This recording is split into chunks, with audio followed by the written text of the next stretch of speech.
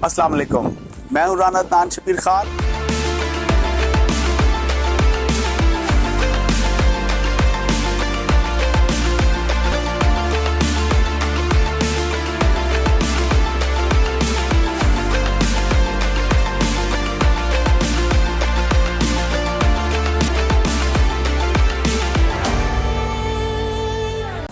अस्सलाम वालेकुम, मैं हूं राना अदनान शबीर खान और आप देख रहे हैं नवाए फिक्र।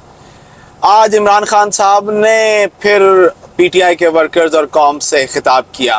कोई नई चीज़ बिल्कुल भी नहीं थी। बिल्कुल कल वाली तकरीर के पॉइंट से पहले फ़ौज को टारगेट किया, फिर रूल ऑफ लॉ पर बात की और फिर पीटीआई के वर्कर्स और पीटीआई के वर्कर ख़वातीन पर जो जुल्म और ज़्यादती हो रही है उसकी बात की उन्होंने। खान साहब के केसेस की बात की, फिर अपनी फैमिली की बात की और उनकी बहनों पर जो केसेस हैं उनकी बात की और आखिर में उन्होंने हकीकी आज़ादी और जहाद पाकिस्तान की कौम पर फ़र्ज़ कर दिया। हाँ जी, पहले तो मैं पीटीआई की ख़वातीन की बात कर लूँ आपके साथ। जब पीटीआई की ख़वातीन बैंडेड क्वीन बनकर बाहर निकलेंगी, गालम गलोच करेंगी, जिनकी बेतहाशा वीडियोस सोशल मीडिया पर मौजूद हैं, मुझे यहाँ शेयर करने की ना तो हिम्मत है और ना ही मैं अफोर्ड कर सकता हूँ वो गालम गलोच को एक खातून के मुँह से सुनना। तो और फिर वो जलाओ और घेराव करेंगी।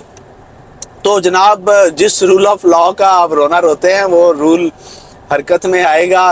वो जेल भी जाएंगी, उन पर केसेस भी होंगे और उनको कॉन्सिक्वेंसेस का सामना भी करना पड़ेगा। आपने तो खान जी दुनिया देखी है, आप तो सब कुछ जानते हैं। आप अपने वर्कर्स को अपनी तकरीर में कभी ये भी बताएं कि 9 मई का वाक़या अगर दुनिया में कहीं भी होता है, अमेरिका में होता है या कहीं किसी भी तरक्की याफ्ता मुल्क में होता है, तो वहाँ कानून कैसे हरकत में आता है और उसके कॉन्सिक्वेंसेस क्या होते हैं। बहरहाल, अगली आपकी जो हकीकी आज़ादी की बात को लेते हैं और आपने कहा जनाब हकीकी आज़ादी अभी एक जहाद है और वो आपने फ़र्ज़ कर दिया पाकिस्तान की कौम पर। हाँ जी, अपने दोनों बच्चों को बुलाओ पाकिस्तान और उन्हें बताओ कि वो पाकिस्तानी बच्चों के साथ शोल्डर टू शोल्डर इस हकीकी आज़ादी के जहाद में आएँ, डंडे सोटे खाएं, गर्मी में सर्दी में बाहर निकलें, कोई आंसू गैस बर्दाश्त करें ताकि हकीकी आज़ादी का कुछ थोड़ा सा वो भी मज़ा चख लें, उससे इस जहाद से इस सवाब से वो रह ना जाएं। बहरहाल आगे चलते हैं। 9 रुकनी बेंच तश्कील किया चीफ जस्टिस उमर अतया बंदयाल ने और उसकी समाअत भी कल होगी। Quick action.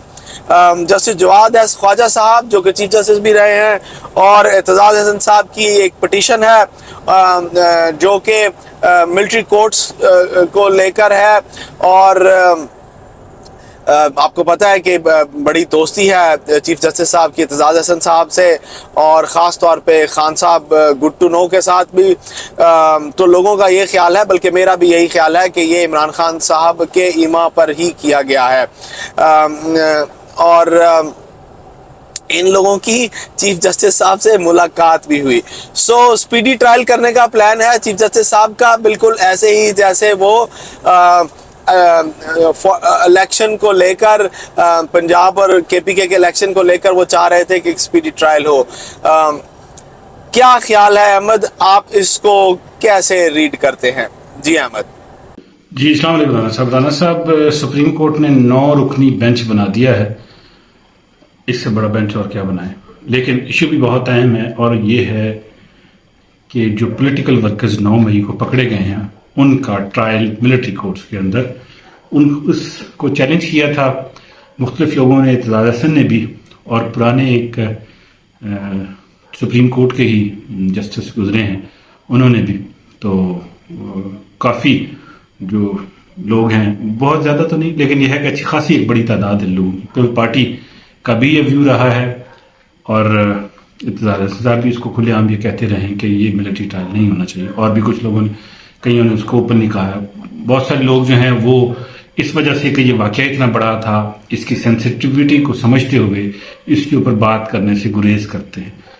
کہ ایسا موقع ہے, ایسی سچویشن ہے, واقعہ ہوا ہے اور لوگوں اور یہ بھی پتا ہے کہ غلط ہوا ہے, تو ان کا ٹرائل ضرور ہونا چاہیے. اب ان کا خیال ہے کہ ملٹری کورٹس میں نہ ہو, لیکن اس پہ زیادہ تر لوگ خاموش ہیں. بہرحال کچھ لوگوں نے ضرور رائے دی ہے, اور وہ رائے بنتے بنتے اب ایسی سچویشن آ گئی ہے کہ پٹیشن چلی گئی سپریم کورٹ میں. اب سپریم کورٹ نہ لیتی پھر وہ ایک عجیب سچویشن تھی. بہرحال چونکہ مسئلہ قانون کا ہے تو اس کو سمجھتے ہوئے دین پھر سپریم کورٹ نے اس کو ٹیک اپ کر لیا ہے, بینچ بنا دیا ہے. اب کل سے اس کی ہیئرنگ شروع ہو رہی ہے. ہیئرنگ میں کیا بحث ہوگی, کیا کچھ ہوگا, ایک لمبا پوائنٹ آف ویو ہے. بہرحال میں پہلے دن سے یہ کہہ رہا ہوں کہ پاک فوج جو ہے وہ ملک کی سرحدوں کی ضامن ہے, ملک کے اندر ہر چیز کی حفاظت کی ضامن ہے, ملک کے دفاع اور سلامتی کی ضامن ہے. تو اس لیے ان کو چاہیے کہ ایسے بچے جنہوں نے یہ غلطی کی ہے ان کو معاف کر دیں یا ان کو ٹرائل کورٹس میں بھیج دیا جائے. تو بہرحال چونکہ آرمی نے ایک ڈیسیژن لیا تھا اور ٹاپ براس نے لیا تھا, تو اس وقت اس کی امپورٹنس ہے. اور ان کا یہ خیال تھا کہ جو فوجی گھروں میں نہیں ہیں ان کے گھروں میں بچے غیر محفوظ ہو جاتے ہیں اگر یہی سچویشن فیوچر میں بھی پیدا ہوتی ہے. تو یہ بھی امپورٹنٹ سوال ہے, تو ان کو ضرور سزا ملنی چاہیے. لیکن سوال یہ تھا کہ اب ان کو ملٹری کورٹس میں لے کے جایا جائے یا سویلین کورٹس میں. اب یہی سوال ہے, اسی پہ شاید بات چیت ہوگی. یہ کوئی نہیں کہہ رہا کہ ان کو چھوڑ دیا جائے, یہ تو عام لوگوں کا خیال ہے کہ ان کو اس لیے معاف کر دیا جائے کہ وہ پولیٹیکل غلطی تھی, ان کو اکسایا گیا تھا, ان کو پتہ نہیں تھا, وہ معافیا بھی مانگ رہے ہیں, ان کے ویڈیو بیان بھی چل رہے ہیں. لیکن دیکھتے ہیں کہ یہ سچویشن کیسے اب آگے چلتی ہے. بہرحال کل جو ہے وہ ہیئرنگ اس کی شروع ہو جائے گی. جی رانا صاحب. احمد, نئے چیف جسٹس آف پاکستان کا نوٹیفیکیشن کر دیا گیا. Don't you think it's little early? ابھی کافی ٹائم رہتا ہے, لیکن مزے کی بات یہ ہے کہ انہی صدر صاحب کے آفس سے سائن ہوئے جنہوں نے اپنے پارٹی لیڈر عمران خان صاحب کے ساتھ مل کر اسی چیف جسٹس کے خلاف مقدمہ دائر کیا. ان کو, ان کی فیملی کو کرپشن کے الزامات میں کھینچا تانی کی. بہرحال یہ کیا ہوگا, کیا چیزیں بندے کے سامنے آ کر کھڑی ہو جاتی ہیں, کچھ اس پر ہمیں بتائیں. اعتزاز احسن اور لطیف کھوسہ صاحب کی پاکستان پیپلز پارٹی کی بنیادی رکنیت بھی معطل کر دی گئی ہے. اس کا بیک گراؤنڈ کیا ہے؟ میں ذاتی طور پہ سمجھتا ہوں کہ یہ سٹینڈ لے رہے ہیں ملٹری کورٹس کو لے کر, probably this is one of the reason کہ پیپلز پارٹی کا سٹینڈ کچھ ڈفرینٹ ہے. جی احمد. جی رانا صاحب, پیپلز پارٹی نے سردار لطیف کھوسہ اور اعتزاز احسن صاحب کی بنیادی رکنیت جو ہے پیپلز پارٹی کی وہ معطل کر دی ہے, اور اس کی وجوہات کئی ہیں. پیپلز پارٹی بڑے عرصے سے محسوس کر رہی تھی کہ سردار لطیف کھوسہ اور اعتزاز احسن صاحب پارٹی پالیسی کے خلاف بول رہے ہیں. جب پنجاب میں الیکشن کا کیس آیا تو چیف جسٹس نے کیس پک کیا. پھر جو گورنمنٹ کا موقف تھا 4-3-2 والا بھی, اس پہ بھی اعتزاز احسن صاحب چیف جسٹس کے ساتھ رہے, لطیف کھوسہ صاحب بھی ساتھ رہے. مختلف پوائنٹس کے اوپر جو ہے پچھلے سال ڈیٹ سے ہم دیکھ رہے تھے کہ دونوں وکلا حضرات جو لاہور سے ہیں ان کی مخالفت جو تھی وہ پارٹی سے کسی حد تک مختلف پوائنٹس پہ نہیں ہو رہی تھی. اصولی اور کہہ لیں کہ قانونی نکات تھے, اور بہرحال پارٹی کا اپنا پوائنٹ آف ویو تھا. انہوں نے دونوں کی رکنیت معطل کر دی, اور پارٹی کہہ لیں کہ سگنیفیکنٹ جماعت بھی بنتی جا رہی ہے, اور ڈسپلن پارٹی ڈسپلن ہوتا ہے, تو بہرحال ان کی رکنیت معطل ہے. اب دیکھتے ہیں کہ کس طریقے سے سچویشن آگے ان دونوں کے حوالے سے چلتی ہے. دونوں سینئر کہہ لیں کہ پولیٹیشین ہیں. سردار لطیف کھوسہ گورنر رہے ہیں, اعتزاز احسن وزیر داخلہ رہے ہیں, بی بی کے دور میں پرانے منجے ہوئے سیاستدان ہیں, اور زرداری صاحب کے بھی کافی قریب رہے ہیں. تو بہرحال ان کی آپ کا پتہ ہے اعتزاز صاحب کافی ووکل ہیں, اپنی رائے کا کھلم کھلا اظہار کرتے ہیں, اور زیرک سیاستدان بھی ہیں اور لائر بھی ہیں. تو بہرحال ان کی رکنیت معطل ہے. اس کے علاوہ صدر مملکت نے آج نوٹیفیکیشن جاری کیا, اور نئے آنے والے چیف جسٹس 7 ستمبر کو جن کا ٹینیور شروع ہو رہا ہے ان کا نوٹیفائی کر دیا گیا, اور وہ جسٹس قاضی فائز عیسیٰ صاحب ہیں کہ 7 ستمبر سے ان کا ٹینیور شروع ہو جائے گا. یہ آج کے لیے وہ نوٹیفائی کر دیا گیا. اور جو دونوں نے مل کے پودا لگایا تھا, پرانے بندیال صاحب نے بھی جو اس وقت چیف جسٹس ہیں, فائز عیسیٰ صاحب نے بھی, اس وقت صحافیوں نے شرارتاً یہ کہا جملہ بولا تھا کہ یہ پودا ضرور پھلے پھولے گا. یعنی کہ جو سپریم کورٹ کے جج صاحبان کا آپس میں اتفاق ہے اصولی بنیادوں پہ, وہ بہت اہم ہوتا ہے, اور وہ ہونا بھی چاہیے. فیصلوں پہ اختلافات ہو سکتے ہیں, اور وہ بھی اصولی بنیادوں پہ ہوتے ہیں. ہر ایک کی اپنی سینس ہے, اپنی سوچ ہے, تو کوئی بھی کسی سے اختلاف کر سکتا ہے, لیکن ذاتی کوئی اناد نہیں ہوتا. اور ایسی مختلف جھوٹی کہانیاں پہلے بھی چھوڑی گئی تھیں, لیکن ان میں کوئی سچ نہیں تھا, یہ مجھے بھی اندازہ ہے, اور اس کو واضح بھی کر دیا پھر چیف جسٹس دونوں صاحبان نے پودا لگا کے. تو یہ سچویشن ہے دونوں کے حوالے سے. جی رانا صاحب. احمد, پاکستان کے وزیر خزانہ سے امریکہ اور برطانیہ کے ایمبیسڈرز بھی ملے, اور امریکہ کے ایمبیسڈر نے وزیر خزانہ کو کچھ سبز باغ دکھایا کہ جناب آپ ٹینشن نہ لیں, میں آپ کے لیے کوئی پیسے ویسے ارینج کر لیتا ہوں, آپ کو پیسے مل جائیں گے. یہ بات انہوں نے چند ماہ پہلے بھی کی تھی, اور پہلے کوئی نہیں لبے سر. تے میرا تو ذاتی طور پہ خیال ہے کہ جاگ دے رہنا انہاں تے نہ رہنا, کیونکہ پاکستان اس وقت بہت برے حالات میں ہے. احمد, آپ اس کے بارے میں کیا کہتے ہیں؟ پلس ہمیں یہ بھی بتائیے گا کہ یہ جو اسد عمر صاحب کی اور پی ٹی آئی کی ایک کانسپریسی ایک نئی نکل آئی, اور بہت سخت انہوں نے انٹرویو دیا, پھر بڑا سخت قسم کا شو کاز نوٹس گیا, ایک پریس ریلیز گیا, اور دوبارہ سے پی ٹی آئی کے اندرونی معاملات کی بات چیت ہونے لگ پڑی تمام سوشل میڈیا کے اکاؤنٹس پر. آپ اس کے بارے میں کیا کہتے ہیں؟ جی احمد. جی رانا صاحب, وہ وزیر خزانہ سے ملے, امریکی سفیر بھی اور برطانوی سفیر بھی, اور دونوں بڑی گرمجوشی سے مل کے انہوں نے کہا کہ ہم آپ کو IMF سے پیسے دلوائیں گے. پچھلے 6 مہینے سے کتنے ستے ہوئے دونوں سفیر, انہی 6 مہینوں میں امریکن سفیر ایک دفعہ آئے, وزیر خزانہ سے ملے اور یقین دلایا کہ 2 دنوں میں IMF کا سٹاف لیول اگریمنٹ آپ کے ساتھ ہو جائے گا, جو آج تک نہیں ہوا, نہ پیسے ملے. تو یہ دھوکہ جو ہے امریکی سفیر کا بھی اور IMF کا بھی ہم سے مسلسل چلتا رہا. پوری کوشش کی کہ پاکستان کسی طرح سے ڈیفالٹ ہو جائے, اور یہ 6 مہینے پچھلے ایسے تھے کہ ٹل لگا لیا انہوں نے, پاکستان ڈیفالٹ نہیں ہوا.